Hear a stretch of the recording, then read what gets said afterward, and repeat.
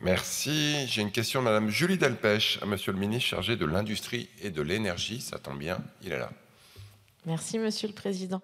Monsieur le Ministre, depuis 2021, le guichet ouvert pour les installations photovoltaïques de taille intermédiaire a permis un essor inédit du solaire en toiture, soutenant notre transition énergétique et dynamisant toute une filière. Cependant, les révisions successives des tarifs d'achat fragilisent aujourd'hui cet équilibre.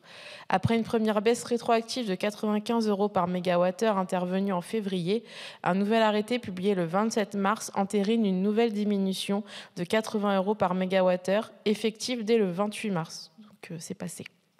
En parallèle, les aides au photovoltaïque pour les particuliers sont elles aussi fortement réduites. Tarif de rachat divisé par 3, prime à l'autoconsommation divisé par 2, avec des ajustements compensatoires prévus seulement en octobre. Cette accumulation de baisses successives suscite une vive inquiétude dans l'ensemble de la filière. Dans ma circonscription, Cenovia, acteur public de l'aménagement et du stationnement sur la ville du Mans, alimente déjà l'équivalent de 17 000 citoyens grâce à ses installations en autoconsommation. Une telle instabilité tarifaire menace directement ces projets structurants et freine les investissements locaux nécessaires à la montée en puissance du solaire.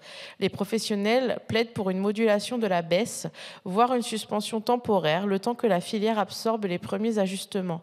Ils proposent également la mise en place rapide d'appels d'offres simplifiés et de mécanismes de régulation plus adaptés comme des cautions bancaires. Monsieur le ministre, envisagez-vous un rééquilibrage du calendrier et des modalités de soutien afin de préserver la dynamique essentielle enclenchée et d'éviter un ralentissement brutal de cette filière, notamment pour des acteurs territoriaux comme Cenovia? Je vous remercie. Merci. Monsieur le ministre chargé de l'Industrie et de l'Énergie. Merci, Monsieur le Président. Madame la députée Julie Delpech, le gouvernement est pleinement conscient des défis rencontrés par la filière photovoltaïque et des préoccupations qui ont été soulevées par les révisions successives des tarifs d'achat. Notre objectif, c'est de permettre à la filière de s'adapter tout en garantissant une gestion maîtrisée des soutiens publics. Je veux ici rappeler que l'arrêté tarifaire d'octobre 2021 a entraîné un véritable emballement dans les demandes, qu'elles débouchent ou non d'ailleurs sur un projet, avec un volume largement supérieur aux prévisions. Quelques chiffres pour l'évoquer. En janvier 2025, 1 gigawatt de demande a été enregistré, soit la moitié de l'objectif annuel en un seul mois.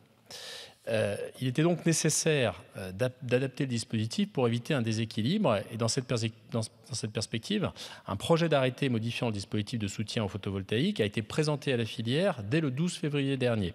Cet arrêté a fait l'objet d'échanges avec la filière, notamment lors du Conseil supérieur de l'énergie, et a été soumis à l'avis de la Commission de régulation de l'énergie.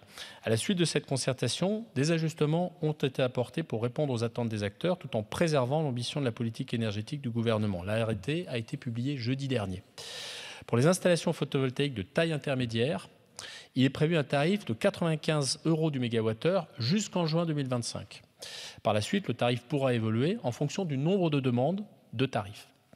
Nous avons également prévu un système de garantie financière afin de s'assurer que les projets demandant un soutien soient des projets matures. Enfin, et pour répondre à votre demande, un appel d'offres simplifié sera lancé au début du deuxième semestre 2025 et des réunions de cadrage avec tous les acteurs concernés vont être prochainement lancées pour calibrer cet appel d'offres. Cette mesure est équilibrée, je le pense profondément. Elle vise à soutenir la filière tout en prenant en compte les contraintes économiques actuelles. Et j'ajouterai qu'un arrêté spécifique pour le photovoltaïque au sol, qui est particulièrement attendu par le monde agricole, sera bientôt publié afin de soutenir les petits projets. Enfin, à partir de l'été 2026, le soutien au photovoltaïque sera réservé aux projets présentant un approvisionnement résilient, en lien avec la souveraineté énergétique et la compétitivité de nos industries. Il s'agit ici de se fournir en France en matière d'installation photovoltaïque. Le gouvernement continuera de travailler avec la filière pour ajuster les dispositifs de manière pragmatique et ainsi favoriser un développement équilibré du photovoltaïque dans notre pays. Je vous remercie. Merci.